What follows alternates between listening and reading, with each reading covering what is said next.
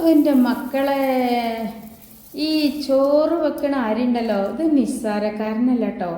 ഈ ചോറ് വെക്കുന്ന അരിന്ന് ഒന്നോ രണ്ടോ ഗ്ലാസ് അരി എടുത്തിട്ട് ഇതുപോലെ ഇനിയിപ്പോൾ ചുവന്ന പരിപ്പന്നെ വേണമെന്നൊന്നുമില്ല, നമ്മളെ വീട്ടിൽ എപ്പോഴും ഉണ്ടാകുന്ന മഞ്ഞ കറി വെക്കണ പരിപ്പ് അങ്ങോട്ട് എടുത്തോളി കേട്ടോ. പിന്നെ കുറച്ച് ബദാം ഉണ്ടെങ്കിൽ ഇട്ട് എടുത്തോളി, ഇല്ലെങ്കിൽ നിങ്ങൾക്ക് അതിന് പകരം വേറെ എന്തെങ്കിലുമൊക്കെ പറ്റും കേട്ടോ. അപ്പോൾ ഇത് വെച്ചിട്ട് നമ്മളൊരു കിടുക്കാച്ചി ഐറ്റംസാണ് തയ്യാറാക്കുന്നത്. നിങ്ങളാരും ഇതുവരെ ഇത് ട്രൈ ചെയ്ത് നോക്കിയിട്ടുണ്ടാവില്ല. അപ്പോൾ വീഡിയോ ഒന്നും സ്കിപ്പ് ചെയ്യണ്ട. നമ്മൾ സാധാരണ ചോറ് വെക്കുന്ന അരി ആരെ വീട്ടിലല്ലേ ഉണ്ടാവാതിരിക്കുക. അപ്പോൾ അതിൽ നിന്ന് ഒരേ ഒരു ഗ്ലാസ് അരി എടുത്തിട്ട് നന്നായിട്ടൊന്ന് കഴുകിയിട്ട് ഒരു അരിപ്പിയിൽ നന്നായിട്ടൊന്ന് വാരി വെച്ചോളിട്ടോ. ഞാനിപ്പോൾ ഇവിടെ വാരി വെച്ചിക്കണേ. ഇനി നമുക്കിതിലേക്ക് വേണ്ടത് ഒരു അര അച്ച് ശർക്കരയാണ്. അത്യാവശ്യം നല്ല മധുരം ഉണ്ടാവും. ഇനി കൂടുതൽ മധുരം വേണമെങ്കിൽ ഒരു അച്ചൊക്കെ എടുത്തോളി. ഏതായാലും നല്ല മധുരത്തോട് കഴിക്കണവർ മാത്രം ഒരച്ചെടുത്താൽ മതി കേട്ടോ. ഞാൻ ഏതായാലും ഒരു അര അച്ച് ശർക്കര എടുത്തിട്ടേ ഒരു ഉരലോണ്ട് ചെറുതായിട്ടൊന്ന് കുത്തി ചതുക്കി എടുത്തിക്കണം കേട്ടോ. ആ ശർക്കരയൊക്കെ ഒന്നിങ്ങനെ നമുക്ക് ശർക്കര പാനം തയ്യാറാക്കേണ്ട, അതുപോലെ ഒന്ന് ചതച്ച് വെച്ചാൽ മാത്രം മതി. എളുപ്പത്തിൽ തയ്യാറാക്കാൻ പറ്റുന്ന ഒരു പോളി ഐറ്റംസാണ് മക്കളെ ഇത്. അപ്പോൾ ആ സമയം കൊണ്ട് ഇതാ അരിയൊക്കെ നന്നായിട്ട് വെള്ളമൊക്കെ വാർന്ന് ഇനി നന്നായിട്ടൊന്ന് വറുത്തെടുക്കണം കേട്ടോ. അപ്പോൾ ഈ ഒരു ഗ്ലാസ് അരി പെട്ടെന്ന് വറന്ന് കിട്ടാൻ വേണ്ടിയിട്ട് എന്ത് ചെയ്യുക, കുറച്ച് വായുവട്ടൊക്കെ ഉള്ളൊരു പാത്രം എടുത്തിട്ട് അതിലിട്ട് കൊടുത്തിട്ട് വറുത്തെടുക്കുകയാണെങ്കിൽ ഉണ്ടല്ലോ, ഇങ്ങനെ നമ്മൾക്കിത് കുറച്ച് സമയം കഴിഞ്ഞ് നല്ലോണം പൊട്ടിത്തെറുക്കാനും ഒക്കെ തുടങ്ങും. അപ്പോൾ ഇതിങ്ങനെ പൊട്ടിപ്പോവും, പുറത്തേക്കൊക്കെ ചാടും. അപ്പോൾ ഇതുപോലെ കുറച്ച് വലുപ്പമുള്ള പാത്രമാകുമ്പോൾ എന്താ അറിയോ, വേഗം വറുത്തെടുക്കുകയും ചെയ്യുക. പിന്നെ ആണെങ്കിൽ ഇത് നോൺ സ്റ്റിക്കിൻ്റെ പാത്രമൊന്നുമല്ല കേട്ടോ.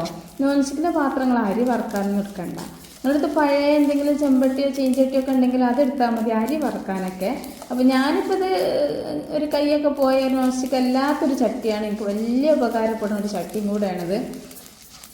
പക്ഷേ നമ്മളിത് അരി വറക്കുമ്പം നല്ലോണം ഹൈ ഫ്ലെയിമിലിട്ടിട്ട് തന്നെ വറക്കണം കേട്ടോ. അല്ലാന്നുണ്ടെങ്കിൽ അരി പെട്ടെന്ന് കല്ലിച്ച് പോകും. നമ്മൾ തീ കുറച്ച് കണ്ടൊക്കെയാണ് കാര്യം എന്നൊക്കെ വിചാരിച്ചിട്ട് ചെയ്യുകയാണെങ്കിൽ എന്തായാലും അരി കല്ലിച്ച് പോയി കഴിഞ്ഞാൽ പിന്നെ അത് സാധാരണ വറവായിട്ട് കിട്ടൂല കേട്ടോ. അപ്പോൾ ഹൈ ഫ്ലെയിമിൽ തന്നെ ഇട്ടിട്ട് വറുത്തെടുക്കുക.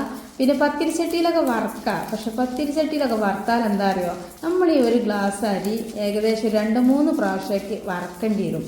അല്ലാന്നുണ്ടെങ്കിൽ എന്താ അറിയോ, ഇത് പെട്ടെന്ന് കുറച്ച് വറുക്കുമ്പോൾ തന്നെ ഇത് തോന്നാനായി വരില്ല. ആ വെള്ളമൊക്കെ ഇങ്ങനെ വറ്റി വരുമ്പോൾ ആ വെള്ളം വറ്റിയെന്ന് പറഞ്ഞാൽ നമ്മൾ വാരി വെച്ചിങ്ങനെ സ്റ്റെയിനറിൽ, എന്നാലും നമ്മൾ ഇതിൽ ഇടുമ്പോൾ കുറച്ച് വെള്ളമൊക്കെ ഉണ്ടാവും. പക്ഷെ അത് തീ ഇങ്ങനെ അടി കത്തുമ്പോൾ പെട്ടെന്ന് വെള്ളമൊക്കെ വറ്റി ഫസ്റ്റിൽ ആ ഒരു അരി ഇങ്ങനെ ഒരു ചട്ടിമേൽ ഒട്ടി പിടിക്കാൻ പോലെയൊക്കെ തോന്നിയാലും കുറച്ച് സമയം ആകുമ്പോഴേക്കും അതൊക്കെ വിട്ട് നല്ലോണം പൊരിഞ്ഞിങ്ങോട്ട് വരും കേട്ടോ. അപ്പോൾ ഏതായാലും നല്ല ഹൈ ഫ്ലെയിമിൽ തന്നെ ഇട്ടിട്ട് വറുക്കുക. എന്നിട്ട് എന്ത് ചെയ്യുക, ഒരുവിധം ഇങ്ങനെ വറന്നിങ്ങനെ നല്ലോണം വറന്ന് പൊട്ടിപ്പൊരിഞ്ഞ് വരുമ്പോൾ അവിടെ എവിടെയെങ്കിലൊക്കെ വറവ് ആവാത്ത അരിയൊക്കെ ഉണ്ടാകുമ്പോൾ ചിലപ്പം വറവ് ഇത് നല്ലോണം മറ്റതൊക്കെ ആകുമ്പോൾ കരിയാനൊക്കെ സാധ്യത ഉണ്ട്. അപ്പോൾ എന്ത് ചെയ്യുക, ഒന്ന് ലോ ഫ്ലെയിമിലേക്ക് മാറ്റിയിട്ട് മറ്റതും കൂടി വറണ വരെ കുറച്ച് സമയം ഒന്നിങ്ങനെ ഇളക്കിയെടുക്കട്ടോ. അപ്പോൾ ഈ പത്തിരിച്ചട്ടിയിലൊക്കെ ആയാലും നമ്മൾ കുറേ വട്ടം 2-3 വട്ടമൊക്കെ ആക്കിയാണ്ട് വറുത്തെടുക്കുമ്പോൾ പിന്നെ കുറേ നിലത്തേക്ക് കൊഴിഞ്ഞൊക്കെ ആവും. അപ്പോൾ ഇതുപോലെ കുറച്ച് വായുവട്ടമുള്ള ചെമ്പട്ടി എടുത്താൽ ഒറ്റയടിക്കാൻ നമ്മളെ വറവ് കഴിയും കേട്ടോ. അപ്പോൾ അതാ വറന്നുകണെന്ന് നമുക്ക് മനസ്സിലായാലും എന്താ അറിയോ, ഒരുവിധ അരികളൊക്കെ പൊട്ടിത്തെറിച്ചിട്ട് അതിൻ്റെ ഉള്ളിൽ നിന്ന് വെള്ള ഭാഗം ഇങ്ങോട്ട് പുറത്തേക്ക് വിടും, നമ്മളെ ചോളപ്പൊരി പോലെ. അപ്പോൾ അങ്ങനെ ആകുമ്പോൾ പിന്നെ ഫ്ലെയിമൊക്കെ ഓഫ് ചെയ്തിട്ട് മാറ്റിയേക്കാം. അപ്പോൾ ഏതായാലും ഞാനത് വറവക്കായി ഞാൻ കൗണ്ടർ ടോപ്പിൽ ഇട്ട് കൊടുത്തിക്കണ്. അപ്പോൾ പെട്ടെന്നായി കിട്ടും, ചൂടൊക്കെ ആറി കിട്ടേ.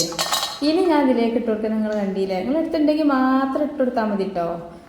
കുറച്ച് ബദാമാണ്, ബദാം ഇല്ലെങ്കിൽ അണ്ടിപ്പരിപ്പ് മാത്രം ഇട്ടാലും മതി. ഇനിയിപ്പോൾ അതൊന്നും ഇല്ലെങ്കിൽ കുറച്ച് കടല ഉണ്ടാവുമല്ലോ, മണിക്കടല അല്ലാത്ത തൊലിക്കടല, അതിട്ട് കൊടുത്താലും മതി. ഏതായാലും ഇതൊക്കെ ഒരുപാട് ആരോഗ്യ ഗുണങ്ങളുള്ളതാണേ.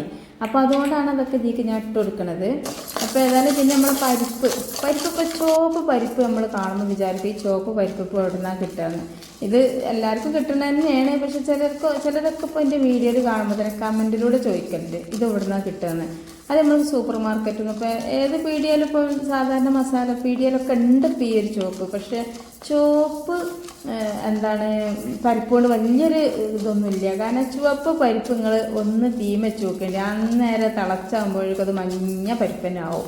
അപ്പോൾ അതൊക്കെ വെറുതെയാണ്. പക്ഷെ കാണാൻ ഫസ്റ്റിലൊക്കെ നല്ല ഭംഗിയാണ് ഈ കാരം. ഇപ്പം ഞാൻ ഈ ഒരു പരിപ്പ് ഈ അടുപ്പത്ത് ഇട്ട് കാണുന്ന വറുത്തപ്പോൾ തന്നെ ഏകദേശം ഇതൊരു യെല്ലോ ഷെയ്ഡ് ഇങ്ങനെ ആയി വരുന്നുണ്ട് കേട്ടോ. ആ ഒരു ഓറഞ്ച് കളറൊക്കെ പോയിട്ട് കളർ ചേഞ്ചൊക്കെ ആവുന്നുണ്ട്. അപ്പോൾ ഏത് പരിപ്പും നിങ്ങൾ എടുത്തോളി, എന്നിട്ട് എന്ത് ചെയ്യുക, നന്നായിട്ടൊന്ന് വറുത്തെടുക്കുക. ഇത് മൂന്നും കൂടെ വറുത്തെടുക്കുക. അപ്പോൾ പരിപ്പ് വേഗം ഇതാവട്ടെ, വറവാവും എന്ന് വിചാരിച്ചിട്ട് മറ്റൊന്ന് വറവാവായി ഒന്നുമില്ല.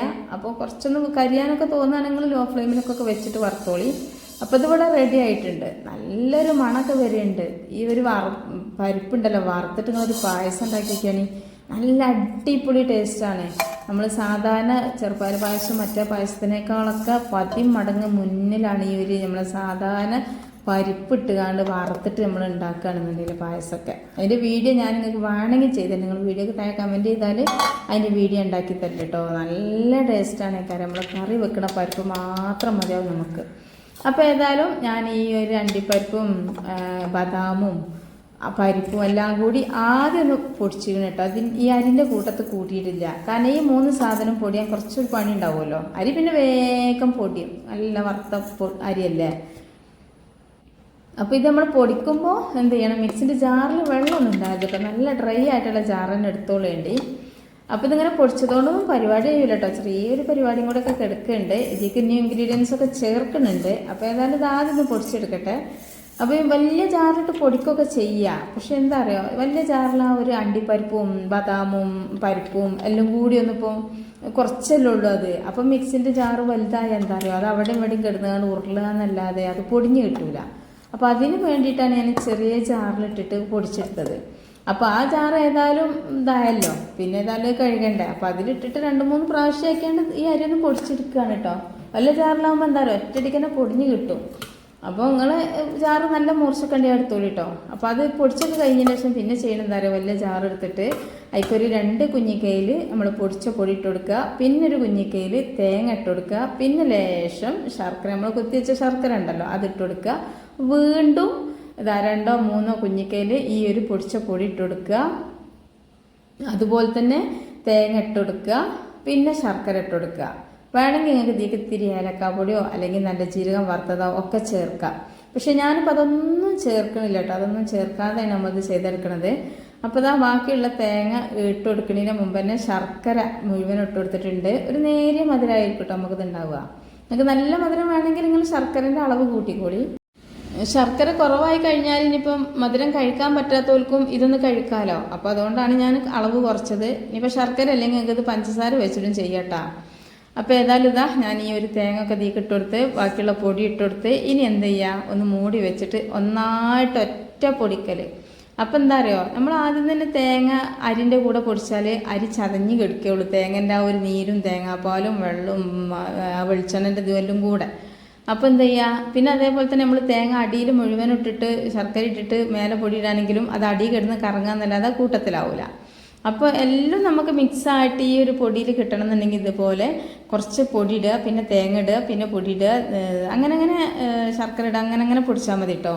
അപ്പോൾ എല്ലാം നല്ലൊരു മട്ടത്തിൽ പൊടിഞ്ഞ് കിട്ടും. നിങ്ങൾ കണ്ടില്ല, നന്നായിട്ട് എല്ലാം കൂടി ചേർന്ന് അടിപൊളിയായിട്ട് കിട്ടിയിട്ടുണ്ട് കേട്ടോ. ഇതിക്ക് ഞാൻ പറഞ്ഞല്ലോ കുറച്ച് നല്ല ജീരകം വേണമെങ്കിൽ വറുത്ത് പൊടിച്ചിടുക. അതല്ലാന്നുണ്ടെങ്കിൽ നിങ്ങൾക്ക് കുറച്ച് ഏലക്കായൻ്റെ പൊടി ഇട്ട് കൊടുക്കുക. അപ്പോഴൊക്കെ ഒരു വേറെ വെറൈറ്റി ഒരു രുചി, ഒരു ബേക്കറി രുചി കിട്ടും. പക്ഷേ എന്താ അറിയോ, റിതുവിനിപ്പോൾ ആ ഒരു നല്ല ജീരകത്തിൻ്റെ ടേസ്റ്റ് ഏലക്കായൻ്റെ ടേസ്റ്റ് ഒന്നും തീരെ ഇഷ്ടമില്ല. ഇപ്പോൾ ഒരു ബിരിയാണിയിലോ കോഴിക്കറിയിലോ എവിടെയെങ്കിലും ഒരു ഏലക്കായൻ്റെ അംശം എവിടെയും തട്ടിയാൽ പിന്നെ കുട്ടിക്ക് ഭയങ്കര ഇഞ്ചി കഷ്ണം കടിക്കുമ്പോഴൊക്കെ. അപ്പം അങ്ങനെ ആയതുകൊണ്ട് ഞാൻ എടുത്തിട്ടില്ല. പക്ഷെ എല്ലാവരും ഒരുപോലെ ആവില്ലല്ലോ. ചിലർക്ക് അത്തരം രുചികളൊക്കെ ഭയങ്കര ഇഷ്ടമായിരിക്കും. അപ്പം അങ്ങനത്തെ പോലൊക്കെ എന്താ ചെയ്യുക, അതും കൂടെ ചേർത്തോളേണ്ടി മക്കളെ. കാരണം ഇത് നമുക്ക് ഉണ്ടാക്കി വെച്ച് കഴിഞ്ഞാലിപ്പോൾ പ്രത്യേകിച്ച് ഈ ഒരു മഴയും ഒക്കെ ആകുമ്പോൾ ഇനി ഒന്നും വേണ്ട. നമ്മളിത് ഉണ്ടാക്കിയിട്ട് കുപ്പിയിലാക്കി വെക്കുകയാണെന്നുണ്ടെങ്കിൽ എന്താണ് ഫ്രിഡ്ജിൽ സൂക്ഷിക്കണം കേട്ടോ. കാരണം എന്താ വെച്ചാൽ ഇത് തേങ്ങ ഒക്കെ പച്ചയാണ് നമ്മൾ ഇത് ഇട്ടണത്. നിങ്ങൾ തേങ്ങ ഒക്കെ നല്ലോണം വറുത്തിട്ട് ചേർക്കുകയാണെങ്കിൽ നിങ്ങൾക്ക് പുറത്ത് തന്നെ കുപ്പിയിൽ സ്റ്റോർ ചെയ്യുകയാണെങ്കിൽ നിങ്ങൾ 1 മാസം ഒക്കെ നിങ്ങൾക്ക് വെക്കാം. അപ്പം നമ്മൾ പച്ചത്തേങ്ങ ഇട്ടതുകൊണ്ട് നമ്മൾ ഫ്രിഡ്ജിൽ സൂക്ഷിക്കേണ്ടി വരും.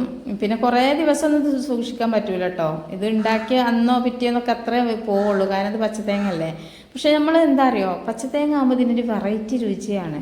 ഇനിയിപ്പോൾ തേങ്ങ വറുത്ത് കഴിഞ്ഞാൽ അതിൻ്റെതായിട്ടൊരു ടേസ്റ്റ് ഉണ്ടാവും. പക്ഷെ വറുത്ത് വെച്ച് കഴിഞ്ഞാൽ നമുക്ക് കുറേ ദിവസം സ്റ്റോർ ചെയ്ത് എടുത്തെടുത്ത് ആവശ്യത്തിന് എടുക്കാം, ഒക്കെ ചെയ്യാം. പിന്നെ ഇതിൻ്റെ കടല എള്ള് ഒക്കെ ചേർക്കട്ടോ.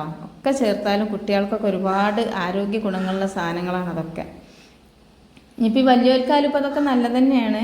അപ്പോൾ അതൊന്നും ഇല്ലാതെ നമുക്ക് സിമ്പിളായിട്ട് ചെയ്തെടുക്കാൻ പറ്റുന്ന ഒരു ഈസി മെത്തേഡാണ് ഞാൻ ഇപ്പോൾ ഇത് കാണിച്ചത്. നമുക്കൊക്കെ വേഗം എന്തെങ്കിലുമൊക്കെ ഒന്ന് വേണം കഴിക്കാൻ, എന്തെങ്കിലുമൊക്കെ ഒന്ന് കുട്ടികൾക്ക് ആരോഗ്യത്തിന് ഗുണം ചെയ്യണത് കൊടുക്കണം എന്നൊക്കെ കരുതുമ്പോൾ നമുക്ക് വേഗം ഉണ്ടാക്കിയിട്ട് കൊടുക്കാൻ പറ്റുന്ന ഒരു അടിപൊളി ഐറ്റംസാണ്.